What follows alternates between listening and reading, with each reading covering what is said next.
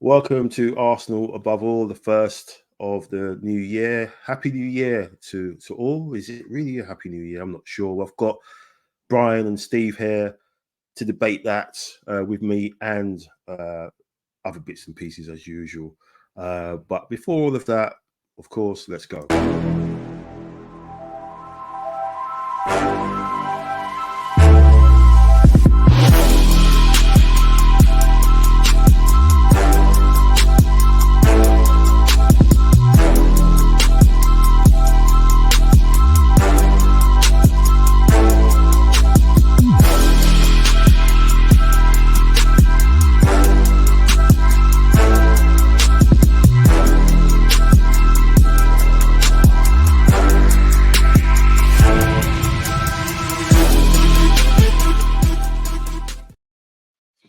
Welcome to the first show of the new year. Brian, Haley, how you doing, my friend? Good to have you. How are you feeling? Yeah, all is well. All is well. Yeah. I've lost a little bit of sleep last night, but we'll get on to it. Yeah, good to see you, man. You're repping the colours as usual, and so is the man down there, still in his festive, um, uh, um, you know, zone. Which is probably more happier times before Christmas, wasn't it? When we were top of the league. So I've got Stephen Osakwe. How you doing, my friend? Yeah, good. Just so that people know, this show was pre-recorded, so that's why I'm wearing the Christmas jumper. It's got 49 Invincibles on the back, and for all the games we played, I can't believe we won, and I can't believe we've lost, and just get it all in there. Nice one. Thanks for your time, gents, and first one again of the new year. Hope you've all had a good festive period with your families. Everyone who's watching and listening, wish you the same. Hope you've all had a good one. Obviously, if you're of an Arsenal persuasion, which you probably are, listening to this or watching this, probably has been a difficult couple of weeks. Just for context, I was at Disney on Ice when we played Fulham, and with the family, of course, and missed the game, obviously, but had the alerts popping up on the phone, and it got to the point where I was wondering, which was I really watching Disney on Ice, or was I watching Arsenal on ice? The way that they were playing, the performance. When I saw the highlights back, which was pretty poor. But to start with it all, really, Brian, obviously, since we've done the last show, obviously played Liverpool, we drew that, played West Ham, we kept on taking multiple chances, we couldn't score, lost that one. Went to obviously the Fulham game, lost that one, and that was probably the one performance which let us down, where all the players didn't turn up basically. And then obviously we rolled it on to yesterday night with the defeat to Liverpool, stopping our quest for the 15th FA Cup. So all in all, one win in 7 games, and that was the Brighton game. So a nice easy one to kick off for you, Brian, and that is what the hell is going on?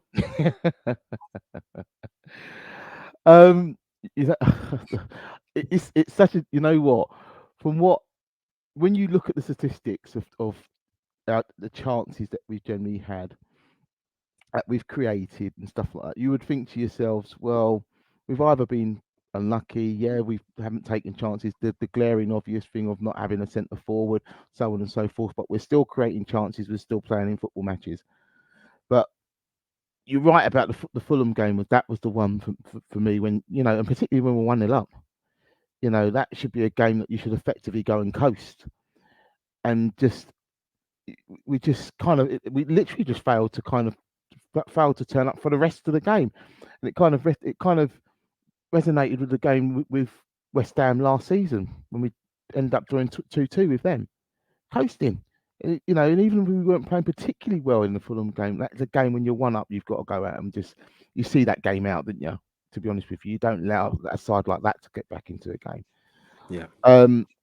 It's, as I said, it is a worry, but again, I suppose we're halfway through the season. Okay. I'd be even more concerned if we weren't creating chances. That's the start off point. But it's glaringly obvious that we need someone or a pattern of play that allows people basically to take opportunities.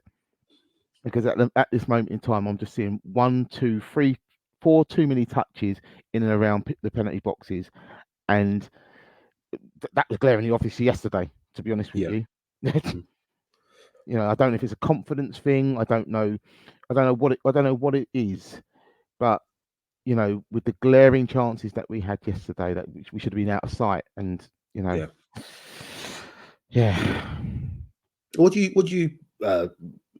your take on it, Steve? Because as Brian said, the fact that we're creating chances is a plus. I mean, we've between us all, we've watched Arsenal games in the past where we just don't look like we're going to create a chance. We were like that under Arteta, on the earlier, when he came in, and obviously you had the periods where we finished 8th and 8th, where we didn't, we didn't like we were going to create a chance, let alone score one. So what's your take on it? Is it just a lack of confidence, too many players just off form at the same time? Why are they off form at the same time? Why are they snatching at chances when we have clicked this season more often than not in the Champions League than the Premier League, in terms of scoring goals? Is that because teams play differently against us, whereas against, in the Premier League, we play a little bit more slower, more controlled? But what's your thoughts on just the last 3 games per se, and just as Brian touched on, the chances and just the way we're just this bluntness at the moment? For me, it's an easy one to sum up. Last season we were gun ho, so we got chances, we scored goals, and it's easy to see why we scored goals, and it's because we were just going at it.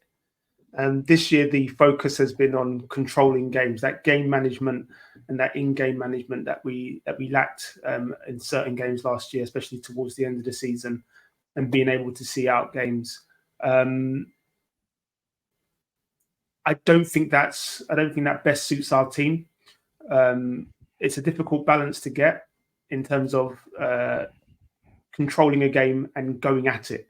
If we go at it and then control the game, get better results. And as you said, Mike, for the Champions League, we've had to go at it to qualify. So you can't leave anything to chance. With the league, you can sort of go, okay, it's a 38-game marathon. So you've got more time to recover from setbacks and stuff like that. I think the stat is 61 chances created in 3 games. And the Fulham game probably being the game where we created the least. And in that, if you're going to control a game, you need somebody that is going to take those half chances. Somebody's going to put the ball in the back of the net. And I think we've pretty much to a person, we said it from last season. If we have a striker that scores 20 plus goals per season, we're serious. We're serious. With a controlled game, you need that sort of striker. With the gun-ho football that we were playing last season, and of course the goals come from everywhere because everybody's just going, let's just shoot, and you're finding more of those chances go in. Yes, competition for places adds into that as well, in terms of competition for Saka on the right, and making sure that he's been kept on his toes. His form hasn't been great. His numbers are still there, so I'm not here to slate him, but we need a striker. That's the only thing. You can't create 61 chances in 3 games and only score 1 goal. That is not good. Yeah, I mean, I think a lot of it boils down to the system. I think it's the system. Arteta, the system we had last season took everybody by surprise, right? Even us, because we didn't expect us to be so devastating going forward. But I think that was because we literally moved the ball a lot quicker than we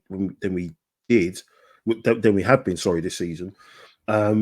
you only have to look at the goals that we scored against Liverpool last season when we beat them 3-2, like the first 2 goals we scored, and how quickly we moved the ball against them compared to yesterday. But then saying that, we still created tons of chances. It's just that, having that little bit of a composure, and to create so many chances against the Liverpool side. Yes, they may not have had Van Dijk or whatever, but we still created those chances. I just think Arteta's overthought it a little bit, and because we're so slow and we are trying to control it so much, just doesn't allow Saka and Martinelli any type of space. And every time they get it, they're doubled up. There's 2 up against them, and then the ball is just played back from Saka.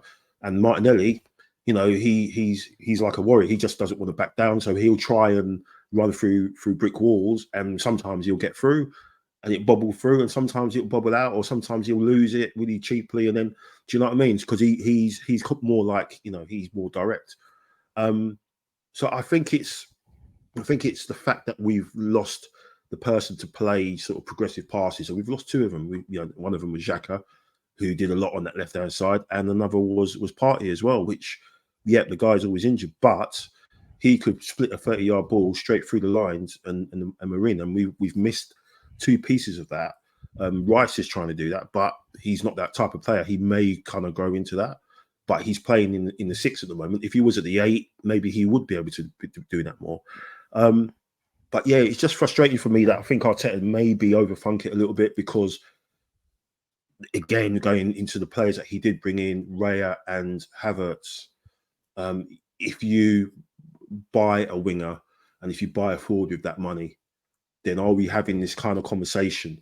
Are we having a conversation still about Saka not getting competition and Saka looking out on his feet, looks like he's carrying an injury? And if it is an Achilles injury, I'm telling you now, that's going to go pop one day, and that's it. He's going to be out for a while.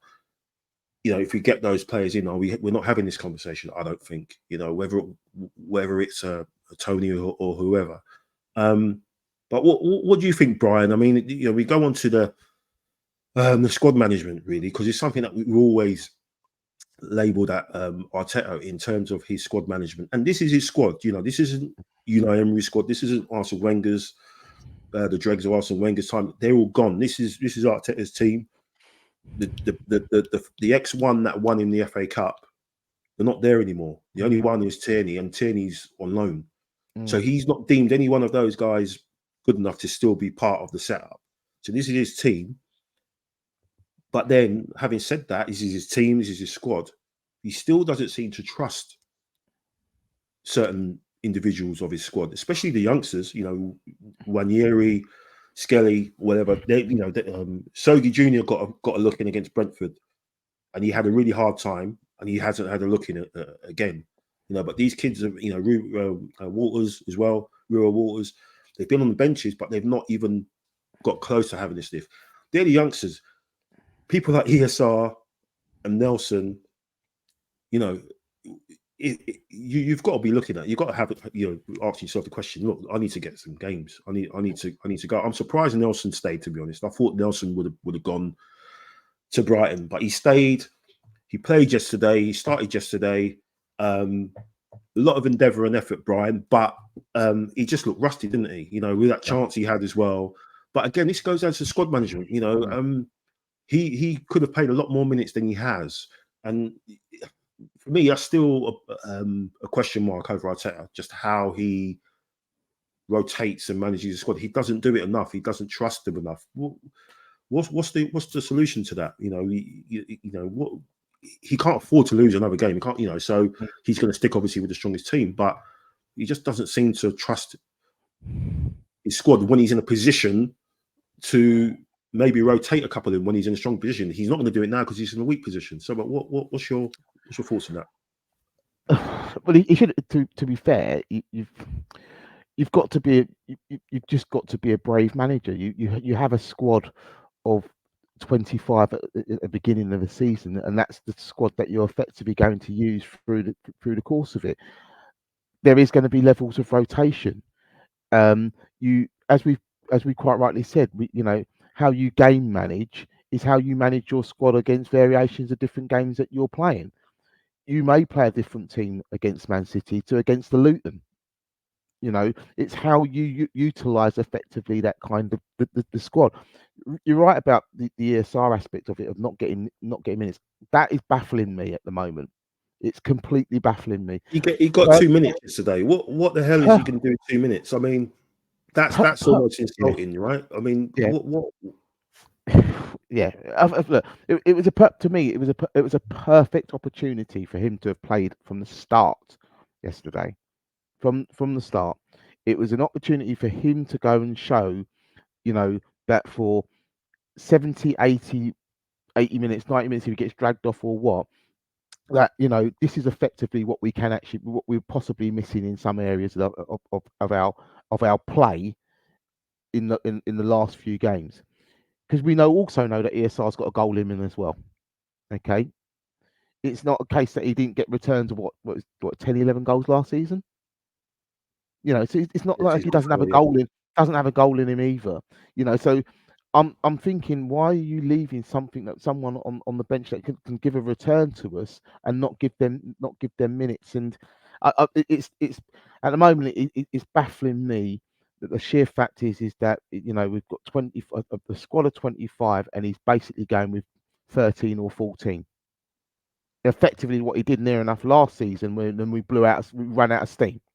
Yeah. So I'm not getting it. This 2 week window, is I think is probably the most important 2 weeks Arteta's basically had in his job, because this is an opportunity to get the squad, you know, and look at different ways of managing games, different ways of formations that we can play with the personnel that we have got to manage for the next 19 league games and how other games that we're going to have in the Champions League, however far we may get. It's a perfect 2 week window to do that. I didn't want us to get beat yesterday in any shape or form, but you know what? In some respects, if it means that he's got that 2 weeks to work with the players and get a level of confidence back into them and that drive for the next 19 games and the second half of the season, this is, you know, this is important. I think it's probably his most important part of his time at the club, because if things fall away, discontent's going to happen. As you said, Mike, it's his players, it's his team. Yeah, he's built. He's built this squad. He spent money. Again, 65 million on Havertz, which I think if we were in that situation, we would have done that. We probably would have went for someone who is a bit more ready-made in that position. Someone who's playing down the road for the other lot. Even if he gets injured quite a lot, someone like Maddison would have slotted in there and done the job. Because yesterday I think Klopp said Arsenal pretty much played 2 number 10s. So they played a 4-2-2-2, and it's like Havertz and Odegaard were like playing as 2 10s almost. And it's like, well, imagine if you had Maddison and Odegaard playing as 2 10s, how much that brings to the table. But yeah, it just bugs me that we've spent money, but we've not spent it well. 35 million on Fabio Vieira. He's injured. He doesn't get a look in even when he was fit. As we said, ESR, we know what he can do. We know he's had his injury problems. But what's your thoughts on it, Steve, in terms of just Nelson and ESR and just his squad rotation? I mean, we've had this conversation many times and last year as well. And what's your thoughts on it?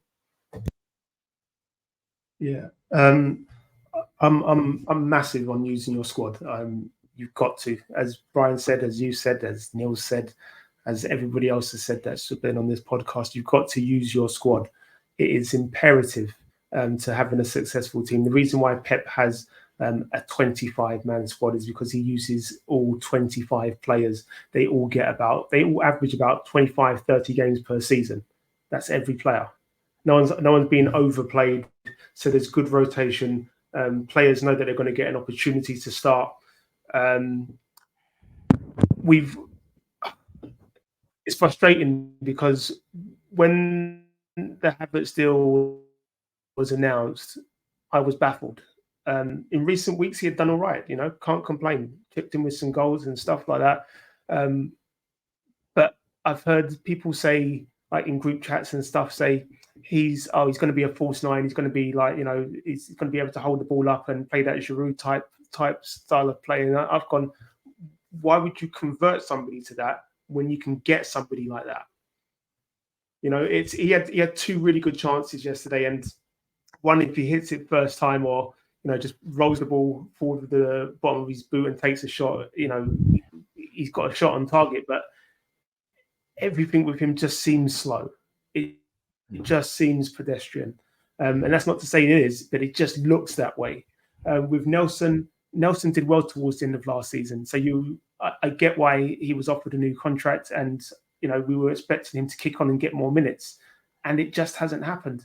Trossard hasn't got many more minutes. Emile Smith-Rowe hasn't got many more minutes. It's only when a player gets injured that Arteta goes, yeah, okay, we've got to change it up. And it makes no sense. Use your squad. Your squad is there to be used, and everybody should be getting minutes in games at least every other game. Otherwise, you get just bad performances, and then us fans start to go, oh yeah, he's no good and blah blah blah, and he looks a bit rusty and he's not been able to perform. Yeah, because they've come in cold. And again, people will say, well, you should be ready. You should always be ready to to come on and just play and whatever else. It's like, yeah, of course you should be. But the reality is, if you've not been getting minutes, if you're not up to speed, if you're not up to match speed, you're going to look slow. Nelson did well yesterday. But he, as you said, Mike, he just looked rusty. And Smith-Rowe got 3 minutes. That's great. But it's pointless. Trossard, 3 minutes, pointless. Eddie came on 2 minutes, pointless. It's pointless. Yeah, that's not giving somebody minutes. That's just throwing somebody on. And we gave the game to Liverpool yesterday. We absolutely gave it to them. If you notice after the first half and you're going, right, we're creating a lot of chances here. Who's the best person that we've got available to put the ball in the back of the net? You go, right, it's Eddie. We've got to get Eddie in there. And then Eddie gets some chances, but you bring him on with 2 minutes to go and say, try and get me a goal. It's pointless. It's not going to happen, is it? In terms of Havertz and Raya coming in, Ramsdale looked good yesterday. Some good saves from him as well. But we know he's gone now. He's not going to stick around. There's no point in him sticking around because he's not fighting for the number 1 jersey. So he'll be gone, and I can't blame him. He'll go to a team and do well there. Fair play to him. But he's not fighting for a jersey. Defensively, that left 8 position where I suppose Havertz is kind of playing. It's exposed Zinchenko a bit at left back because Havertz doesn't fall back into it like Xhaka was doing last season. So we're lacking a bit there, and that transition from going from 0 to 100 mile an hour is slowed down when it goes through the Havertz side. Rice is a ball carrier, like you said, Mike, and Partey and Xhaka could play those passes forward, could hit those passes quite quickly. Rice is more of a ball carrier, and we've made him look bad in recent games, and he's still played well. Like I said, squad rotation is paramount. You've got to trust your squad, otherwise there's no point in them being there. It's pointless saying to them, "Oh, you'll get chances and this, that, and the other." If you don't think that they're good enough, they should just be gone. And you've had enough time between the summer, end of last season, and the summer to get rid of those players, and you've either kept them on or given them new contracts, and then still not trusted them. And at some point, we've got to start questioning it. Yeah, I think you definitely have to question that transfer because for me at the time, it's like with most of you, it was like, what? Okay, Havertz, where's that come from? And I think it was like it's like a luxury signing really because it was like, okay, Arteta, you've got us into the Champions League, we let you have one, and there's ready-made left eights out there who could have come in and done a job. If Havertz was bought primarily for being as the alternative, the plan B, to go up front, and be a target, then fine. But he's put him in on the left-hand side. It hasn't worked because when Partey was fit, Rice was playing as a left 8 and Partey was playing behind him just before for a couple of games, and then he got injured, and then Rice had to drop back. And yesterday, obviously, Jorginho played. I think if Jorginho's fit now, he has to stay in there. But obviously, you don't want to rely on him too much, and you've got to push Rice up a little bit further. I just think it was he's tried to be too clever with the Havertz signing. He's tried to create him or turn him into something that he isn't. And I think apart from his finishing yesterday, I thought Havertz did all right. He caused a lot of problems. He caused them, he did cause him a few issues as that sort of auxiliary sort of whatever 9 or whatever. But just his finishing was just atrocious. And as you said, it's like he was playing in slow motion and no power in his shots or anything at all. It's like he was wearing slippers or something. I don't know. It was ridiculous. But yeah, I just think that signing, man, it's he's had a little turn of form before, but he's looked like he's reset and gone back to what he was before. He had that little run, little spurt of form and goals. But obviously, yeah, as you said, Brian, we've got the 2-week break. We've got the transfer window that's open. What was your thoughts on that in terms of who we need to get in? Does the Liverpool result in the last couple of results, does that change that in terms of who we need to get in? Because it doesn't look like Timber's going to be back anytime soon. There were hopes that he could be back maybe, end of Feb, maybe March, maybe mid-March. That doesn't look like it's going to be the case. Tomiyasu's away, obviously, with the Asia Cup. Partey's not gone to AFCON, so they're saying that he's a long-term injury. Could he be back in a couple of weeks? But what's your fundamental that who we need to get across the line, or one or two that we need to get in before we play Palace? The thing is, this window is always a difficult one because it comes down to availability. Because you're going to be ending up looking at players that are not either playing regularly for their club anyway. You're not going to unless we have to go and spend again, which is going to be difficult to do so without actually shipping out people as well to do that. It's going to be difficult to get people in on a loan deal in January, and it will be a player effectively is not probably playing regularly for their own club, or he's got 6 months left on his contract. And that's where the problem starts. My personal view, and and a lot of people probably won't necessarily agree with it, is this is an opportunity now for Arteta to look and say, look at my youth. Look at what can I bring in from my youth? What can they do and show me that they can make that next step for the club, so we don't actually have to start investing loads of money. Do you know what I mean? Yeah. Mm-hmm. Yeah. True. That's the way that I would look at it, because at this moment, as I said, you're either going to have to pay silly amounts of money for someone, and we can't do that at this moment in time because of FFP anyway. You're going to end up getting someone basically who's not playing regularly for their own club anyway, so that's going to be a waste of time anyway. So you know what? We've got a decent enough, if you're putting those young kids on the bench, they've got to be worth something. So they've got to be worth a go. And then what you do with that is see what they can do, see if they can take a chance. Because I've said this to you before, and we said this one probably on the cast before. It's a right shame that Charlie Patino's basically out on loan, because he would have come straight in for me, in.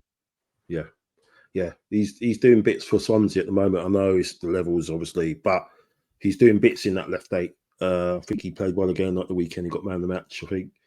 And it's an interesting situation because I think he's got a couple of years left when he comes back. So it's going to be a case of they're going to see, we'll see how he is pre-season, and then maybe decide to move him on or integrate him into the team, or do what he did with Balogun, sell him and get the money, because it's not going to be amortised because it's academy. He's from the academy, and that's what I'll come to you, Steve. as Brian was rightly saying, in terms, it's difficult to get somebody in January. But if you identify the player that you really want, let's say it's a striker, everyone's talking about Tony, or whether it's Solanke or whoever in January, do you go down the route of cutting off one of the Hale End players, Hale Enders, so therefore you get whatever money you get that as pure profit. So then you don't have to worry about it being spread out over X amount of years for FFP. It's let's say argument's sake, 30 million. Let's say we get 30 million or 35 million for ESR. Let's just say we get that. That's 35 million we can put towards somebody else coming in. Is that the route that we would need to go down? We would just need to do that just to get a recharged, assault on whatever it is we're gonna finish up at the end of the season, or do you go down the route as Brian said? Do you put your faith in the youth, even though he hasn't? Because for me, I'm still fuming that he didn't give Wanyeri or Skelly or Walters 15 minutes against PSV. Gates a dead rubber. Just give him 15. Just let him get 15 minutes. Just give him 15 minutes. Didn't do it. So yeah. So what's your thoughts on that? Yeah, I'm Hale End for life. So I love the youth. It's difficult. Everybody knows January is difficult. So are you going to risk spending stupid amounts of money on somebody? The only person that I can see us realistically getting is a left back. He's going to sign a left back. If he's going to sign anybody, he's going to sign a left back, despite us having good youth players that could probably come in and do a job. It's minimum risk, if you know what I mean. If you blood a youth player, whereas spending stupid money in January, like last season when Modric was available and 90 million or whatever, 80 million, whatever Chelsea paid for him in the end. I didn't see the need for that sort of transfer for somebody that's going to sit on the bench.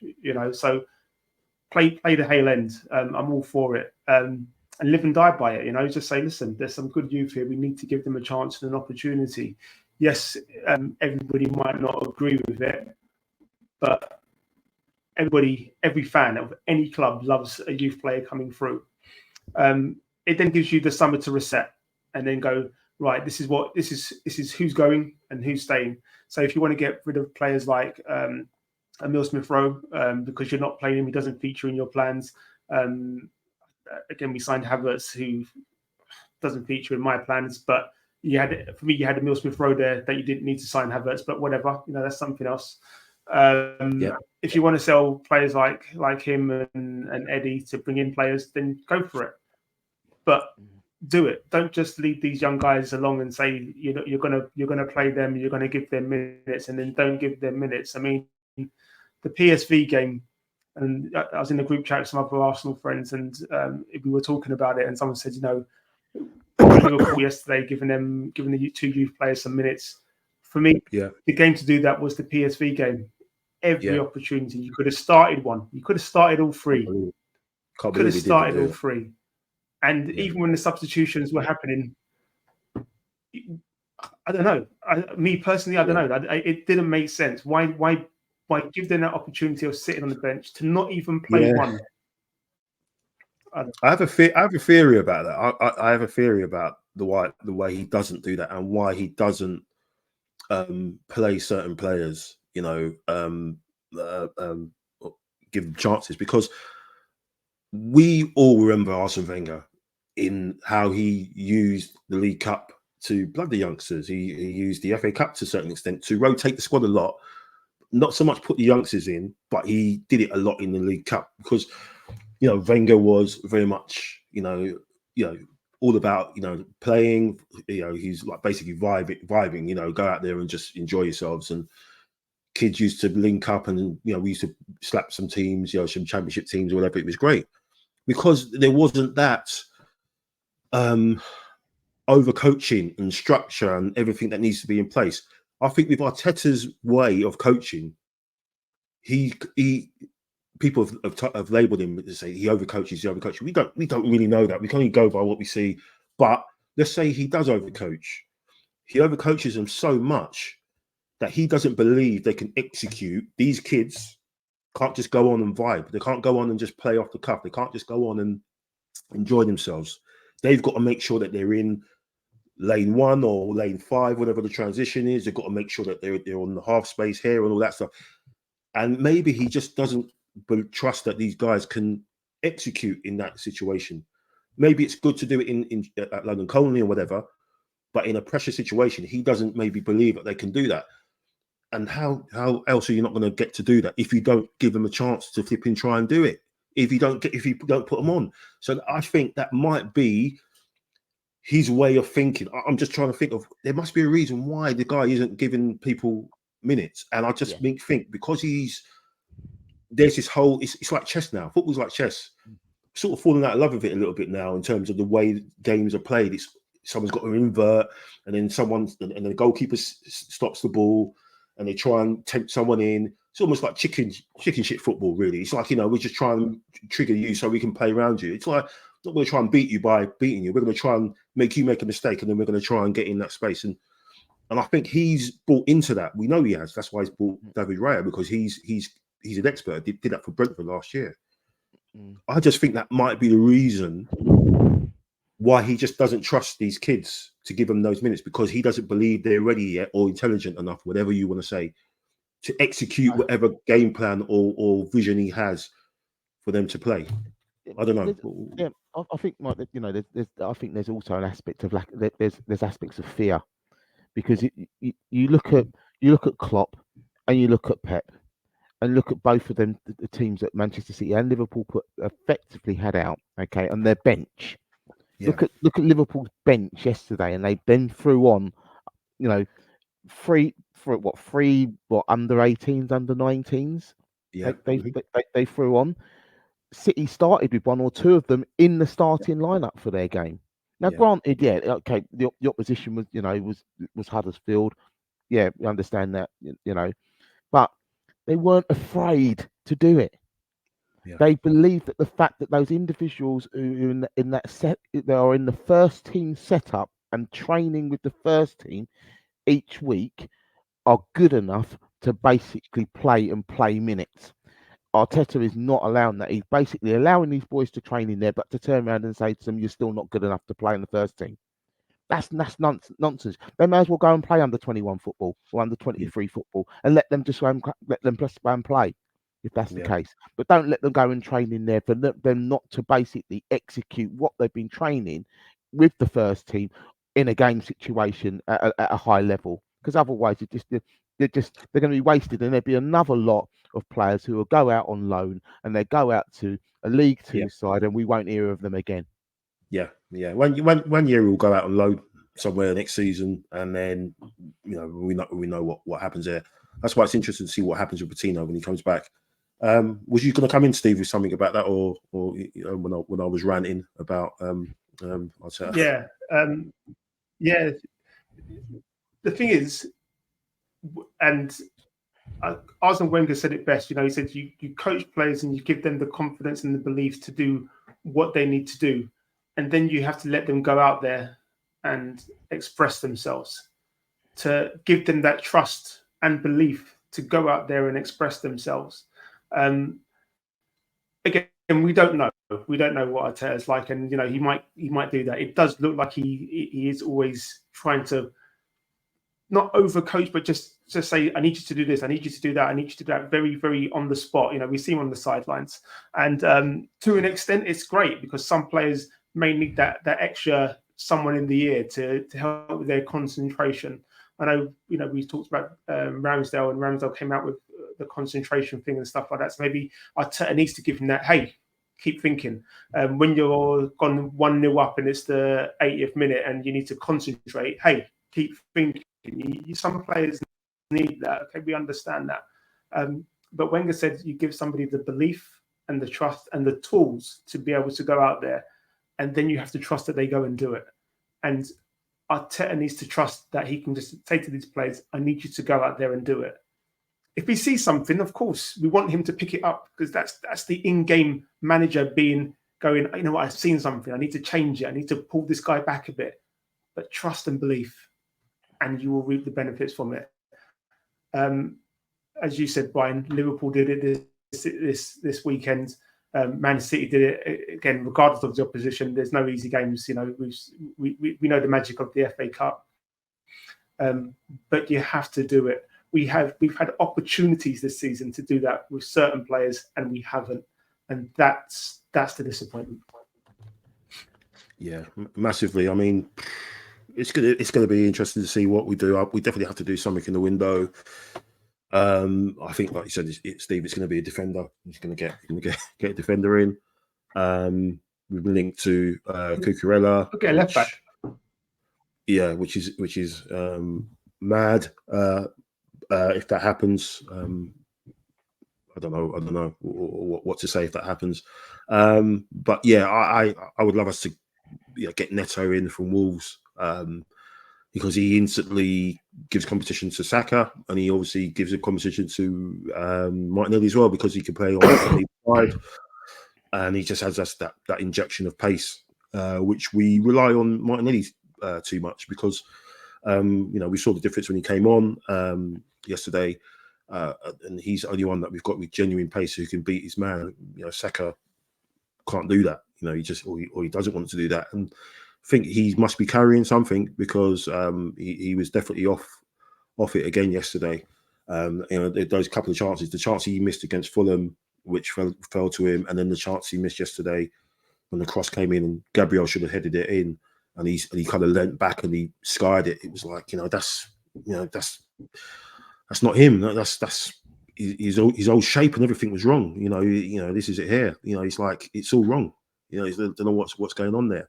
But yeah, I would love to see a winger come in, but it's probably going to be a defender. So obviously we've got Palace to come, but then obviously after that Forest, which will be tricky because they've had a bit of an upturn since Nuno's come back in there. Obviously we've got Liverpool at home, West Ham away. We will hopefully get a bit of revenge back on them because they've beaten us twice this season. Burnley away. And then obviously Porto. So the next 6 games, we're back in that, and we have to come out from this break with all guns, literally, ironically, guns blazing, and get our shooting boots on, literally, because it's crazy the chances that we're creating. Yesterday was insane. The way everything worked, just apart from the finishing. So. Yeah, it's been a strange couple of weeks, but no, we'll see what happens after the break. Brian, Steve, obviously you probably heard of the news today of the passing of Franz Beckenbauer. So obviously we pass our condolences on to his family and friends. Obviously, one of the legends of the game, who sadly has departed as well. Obviously, Bobby Charlton last year, Pele a couple of years before, and Maradona. So. I reckon there's got a quite good five-a-side going on up there. I wonder whose side he's going to be on, whether he's going to be on Bobby Moore's side or Pele's side or Bobby Charlton. So it'd be interesting to watch that one. But yeah, rest in peace, Franz Beckenbauer, one of the Kaiser, one of the kings of the game. Thanks for everyone for watching and for listening. Yeah, difficult couple of weeks it's been, but there's always the next game, isn't there? So hopefully we'll have a nice break. We're not fortunate enough to go to Dubai and sun ourselves over there. Brian will be in Watford, I think, sunny Watford, and the bees, the hornets are doing well at the moment, so he's probably buzzing around there at the moment. I can't get around.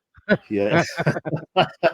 Steve's still buzzing. He's still got his Christmas gear on, so he's smiling. So whatever happens, and yeah, hopefully he won't get snowed in tomorrow down here in Ashford. It's been snowed a bit. Oh, he's got the Invincibles as well. Yeah, quality, nice one.